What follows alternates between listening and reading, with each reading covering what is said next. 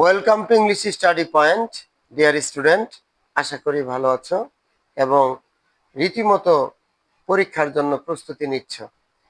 তোমাদের পরীক্ষার ফলাফল সুন্দর হোক এই প্রত্যাশায় আজকের ইংলিশ স্টাডি পয়েন্টের ক্লাস শুরু করছি।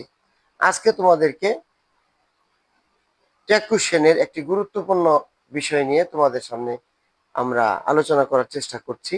সেটা হলো যে সমস্ত বাক্যের সাবজেক্ট হবে এই ধরনের, যেমন এভরিবডি, সামবডি, এনিবডি, নোবডি। হতে পারে everyone, someone, anyone, no one. সেই ক্ষেত্রে কিন্তু ট্যাগ কোশ্চেন করার জন্য একটু ব্যতিক্রমধর্মী নিয়ম তোমাকে অনুসরণ করতে হবে। সুতরাং তুমি তোমার বইটা খুলে একটু আলোচনা করে দেখো যে কিভাবে এই সাবজেক্টগুলোকে কার দ্বারা পরিবর্তন করতে হয়।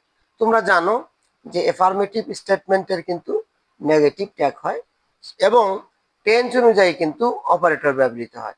তোমরা অপারেটর অবশ্যই চেনো, যে সেটা হলো অক্সিলারি ভার্বগুলোর সাথে যখন মানে অক্সিলারি ভার্বগুলোকে যদি নেগেটিভ ফর্ম করা হয়, যেমন ইজ তো ইজন্ট, আর আরএন্ট, হ্যাভ হ্যাভেন্ট, এই ধরনের যে অপারেটরগুলো আছে তোমরা চর্চা করলে পাবে। ওই অপারেটরগুলো কিন্তু আবার টেন্স অনুযায়ীও ব্যবহৃত হবে। সেই দিকে খেয়াল করে তোমাকে এই এই বডি এবং ওয়ান এগুলোর সাবজেক্ট নির্ণয় করতে হবে দে। ঠিক আছে, টেন্স অনুযায়ী অপারেটর বসবে, তারপরে এদের সবার সাবজেক্ট হবে দে। একটা উদাহরণ আমরা তোমাদেরকে দেখাই, যেমন everybody likes flowers. Everybody likes flower, এটা একটি বাক্য। এর ট্যাগ ফর্ম হচ্ছে এভরিবডি লাইকস ফ্লাওয়ার, কমা দিয়ে ডোন্ট দে। ঠিক আছে, যেহেতু এটা প্রেজেন্ট ইনডেফিনিট টেন্সের, এই জন্য ডোন্ট দে ব্যবহার করা হয়েছে। সুতরাং সাবজেক্টের নাম্বার এবং পার্সন অনুযায়ী এবং টেন্স অনুযায়ী কিন্তু অপারেটর গুলো ব্যবহৃত হবে। তবে everybody, somebody, anybody, nobody, everyone, someone, anyone, no one, এদের প্রত্যেকের সাবজেক্ট হচ্ছে দে। এদের প্রত্যেকটিরই সাবজেক্ট হচ্ছে